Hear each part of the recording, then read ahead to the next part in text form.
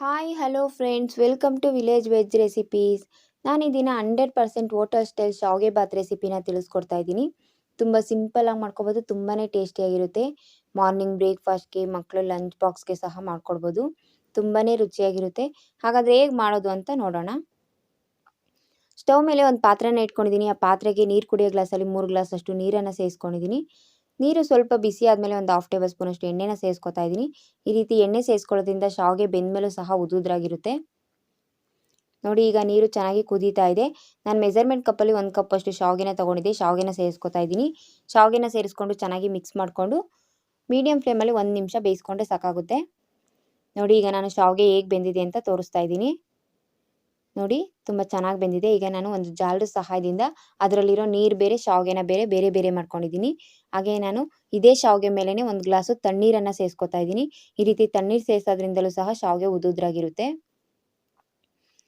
ಹಾಗೆ ನಾನು ಸ್ಟವ್ ಮೇಲೆ ಒಂದು ಕಡಾಯಿನ ಇಟ್ಕೊಂಡಿದ್ದೀನಿ. ಕಡಾಯಿಗೆ 3 ಟೇಬಲ್ ಸ್ಪೂನ್ ಎಣ್ಣೆನ ಸೇರಿಸ್ಕೊಂಡಿದ್ದೀನಿ. ಎಣ್ಣೆ ಬಿಸಿ ಆದಮೇಲೆ 2 ಟೇಬಲ್ ಸ್ಪೂನ್ ಕಡಲೆಬೀಜ ಸೇರಿಸ್ಕೊಂಡಿದ್ದೀನಿ. ಕಡಲೆಬೀಜನ ಲೋ ಫ್ಲೇಮಲ್ಲಿ 1 ನಿಮಿಷ ಕಲರ್ ಚೇಂಜ್ ಆಗೋವರೆಗೂ ಫ್ರೈ ಮಾಡಿ ತೆಗೆದಿಟ್ಕೊಂಡಿದ್ದೀನಿ. ಹಾಗೆ ಒಂದು 4 ಗೋಡಂಬಿನ ಸೇರಿಸ್ಕೊಂಡಿದ್ದೀನಿ. ಗೋಡಂಬಿನೂ ಅಷ್ಟೇ ಸ್ವಲ್ಪ ಕಲರ್ ಚೇಂಜ್ ಆಗೋವರೆಗೂ ಫ್ರೈ ಮಾಡಿಬಿಟ್ಟು ಗೋಡಂಬಿನೂ ಸಹ ತೆಗೆದಿಟ್ಕೊಂಡಿದ್ದೀನಿ.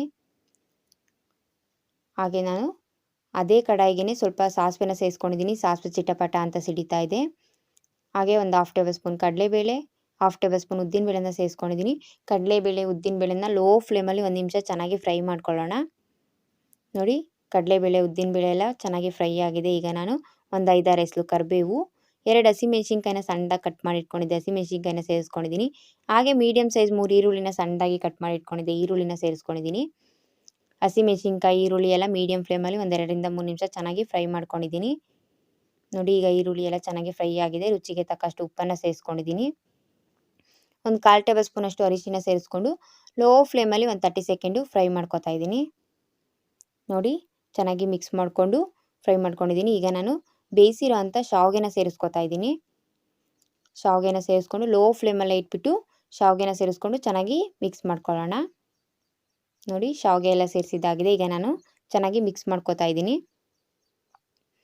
ನೋಡಿ, ಈಗ ಶಾವಿಗೆ ಎಲ್ಲ ಚೆನ್ನಾಗಿ ಮಿಕ್ಸ್ ಆಗಿದೆ. ಈಗ ನಾನು ಒಂದು ಅರ್ಧ ಕಪ್ ತೆಂಗಿನಕಾಯಿ ತುರಿನ ಸೇರಿಸ್ಕೊಂಡಿದ್ದೀನಿ. ಹಾಗೆ ಸಣ್ಣದಾಗಿ ಹಚ್ಚಿಟ್ಟಿರುವಂಥ ಸ್ವಲ್ಪ ಕೊತ್ತಂಬರಿ ಸೊಪ್ಪನ್ನು ಸೇರಿಸ್ಕೊಂಡಿದ್ದೀನಿ. ಒಂದು ಅರ್ಧ ನಿಂಬೆಹಣ್ಣಿನ ರಸನ ಸೇರಿಸ್ಕೊತಾ ಇದ್ದೀನಿ. ಕೊತ್ತಂಬರಿ ಸೊಪ್ಪು, ನಿಂಬೆಹಣ್ಣಿನ ರಸ ಎಲ್ಲ ಚೆನ್ನಾಗಿ ಮಿಕ್ಸ್ ಆಗೋ ರೀತಿ ಚೆನ್ನಾಗಿ ಮಿಕ್ಸ್ ಮಾಡ್ಕೊಂಡಿದ್ದೀನಿ. ಗ್ಯಾಸ್ ಸ್ಟವ್ನ ಆಫ್ ಮಾಡಿಬಿಟ್ಟು ಮಿಕ್ಸ್ ಮಾಡ್ಕೊಂಡಿದ್ದೀನಿ.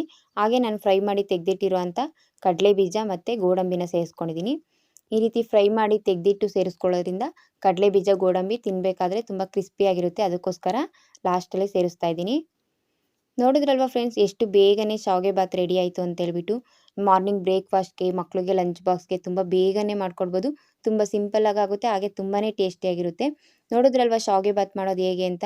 ಹಾಗಾದರೆ ನೀವು ನಿಮ್ಮ ಮನೇಲಿ ಒಂದ್ಸರಿ ಟ್ರೈ ಮಾಡಿ ನೋಡಿ, ಹೇಗಿತ್ತು ಅಂತ ನಂಗೆ ಕಾಮೆಂಟ್ ಮಾಡಿ ತಿಳಿಸಿ. ನನ್ನ ಚಾನಲ್ನ ಸಬ್ಸ್ಕ್ರೈಬ್ ಮಾಡ್ಕೊಳ್ಳಿ. Thank you.